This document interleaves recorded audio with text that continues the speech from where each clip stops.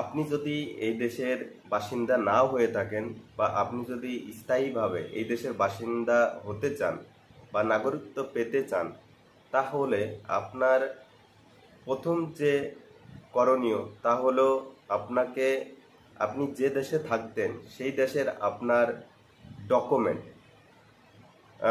বা জমির দলিল হোক বা যে কোনো ডকুমেন্ট আপনাকে এই দেশের সরকারের কাছে জমা দিতে হবে। প্লাস আপনার এই দেশের কি ডকুমেন্ট আপনি বানিয়েছেন সেই ডকুমেন্ট দুটো মিলে আপনার অনলাইনে গিয়ে একটা সিএ বলে একটা ফর্ম আছে, সেই ফর্ম আপনাকে ফিল আপ করতে হবে।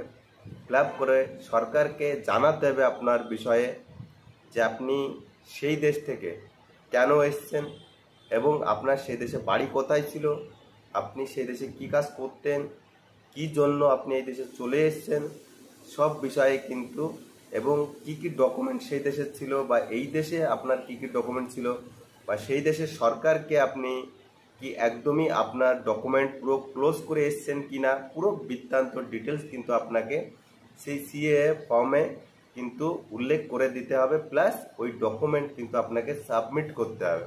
প্লাস এখন আপনি যে দেশে রয়েছেন সেই দেশের কি ডকুমেন্ট আপনার কাছে আছে সেটাও কিন্তু আপনাকে পুরো ওই ফর্মের সাথে অ্যাটাচড করে পুরো সরকারের কাছে ওটা সাবমিট করতে হবে। করার পরে সরকার কিন্তু, এই দেশের সরকার কিন্তু সেটা আপনাকে যাচাই বাছাই করে দেখবে যে আপনি যা বলছেন সেটা সঠিক কিনা বা আপনার সব কিছু ঠিকঠাক আছে কিনা। যদি থাকে, ওনারা কিন্তু সিএর আয়ত্তে নিয়ে এসে আপনাকে কিন্তু এই দেশের নাগরিকতা কিন্তু দেবে।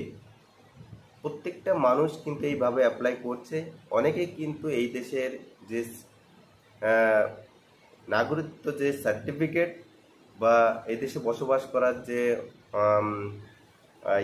পারমিশন, সেটা কিন্তু সরকার থেকে পেয়ে গেছে। অনেকে পেয়ে কিন্তু তারা দেখিয়েওছে অনলাইনের মাধ্যমে বা সাংবাদিকরা তাদের কাছে গিয়েছে।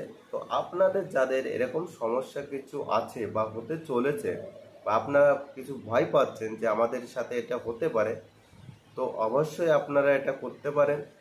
করলে হয়তো খারাপ হবে না, ভালোই হবে।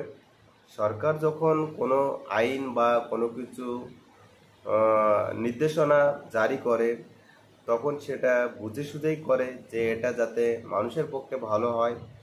তো আপনারা অবশ্যই যারা করার ইচ্ছুক তারা অবশ্যই এটা একবার অনলাইনে গিয়ে কম্পিউটার